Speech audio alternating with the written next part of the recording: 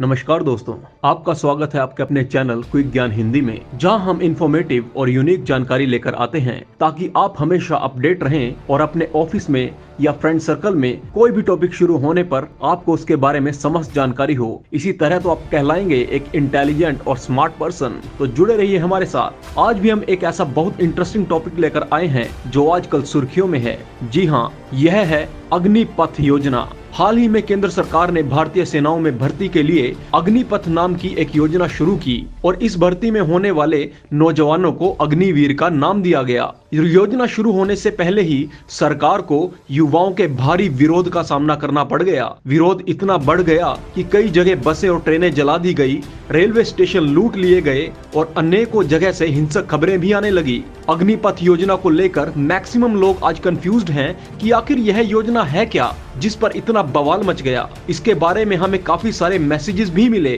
तो हमने सोचा इस पर एक डिटेल्ड वीडियो बनाया जाए और आसान भाषा में आपको समझाते हैं ये अग्निपथ योजना है क्या। दरअसल अग्निपथ योजना भारतीय सेनाओं में रिक्रूटमेंट के एक प्रोसेस की पॉलिसी है जिसके तहत 17 से 23 साल के बच्चों को सेना में भर्ती किया जाएगा और सेलेक्ट होने वाले जवानों को अग्निवीर कहा जाएगा। इन्हें पहले वर्ष 30,000 सैलरी मिलेगी जो कि बढ़ते बढ़ते 40,000 पर मंथ तक हो जाएगी। अग्निवीर बनने के लिए कम से कम क्वालिफिकेशन 10वीं पास होना जरूरी है। अग्निपथ योजना के तहत नौकरी करने के बाद रिटायरमेंट के समय पर 11 लाख रुपए से अधिक की सेवा निधि देकर अग्निवीरों को रिटायर किया जाएगा। इन्हें और भी सुविधाएं मिलेगी जैसे कि 48 लाख का जोखिम बीमा, नौकरी के दौरान पढ़ाई की व्यवस्था जो कि इग्नू से करवाई जाएगी और आर्मी की ट्रेनिंग, रहना खाना पीना इत्यादि सब सरकार की तरफ से होगा। तो ऐसे में बड़ा सवाल उठता है कि आखिर इस अग्निपथ योजना में बवाल किस चीज का है, क्यों युवा इसका भरकस विरोध कर रहे हैं। अग्निपथ योजना के तहत सरकार का प्लान है कि सेनाओं में 4 साल के लिए युवाओं की भर्ती की जाए। कम उम्र के युवाओं को 4 साल की सेवा के बाद रिटायर कर दिया जाएगा। भर्ती किए गए जवानों में से सिर्फ 25% को ही सेना में रखा जाएगा, वो भी कड़े टेस्ट और फिजिकल के बाद।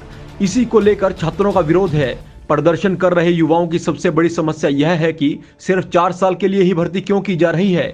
शॉर्ट सर्विस कमीशन के तहत भी कम से कम 10 से 12 साल की सर्विस होती है और आंतरिक भर्तियों में उन सैनिकों को मौका भी मिल जाता है। लेकिन अग्निपथ योजना में युवाओं की सबसे बड़ी समस्या यही है कि 4 साल के बाद 75% युवाओं को बाहर का रास्ता देखना ही पड़ेगा। एक सबसे बड़ी समस्या यह भी आ रही है कि जो युवा ऑलरेडी फिजिकल एग्जाम, मेडिकल इत्यादि क्लियर कर चुके थे, उन्हें फिर से अब अग्निपथ योजना के द्वारा शुरू से इस प्रक्रिया से गुजरना होगा और जो ओवर एज हो चुके हैं उनका तो अब कुछ नहीं हो सकता। इसके लिए भी सरकार को इस योजना का भारी विरोध देखना पड़ रहा है। लेकिन इस पर सरकार ने भी अपना स्पष्टीकरण देते हुए कहा है कि जो पैसा सेना में लॉन्ग टर्म सर्विस में और जवानों को पेंशन देने में खर्च किया जाता था, अब उन पैसों से आधुनिक हथियार खरीदे जाएंगे जिससे राष्ट्र की सीमाओं की सुरक्षा और कड़ी होगी और भारत एक सुपर पावर भी बनेगा।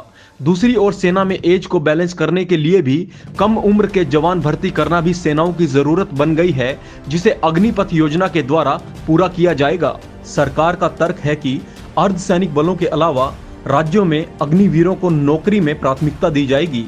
केंद्रीय गृह मंत्रालय के साथ साथ कई राज्यों ने इसके बारे में ऐलान भी कर दिया है।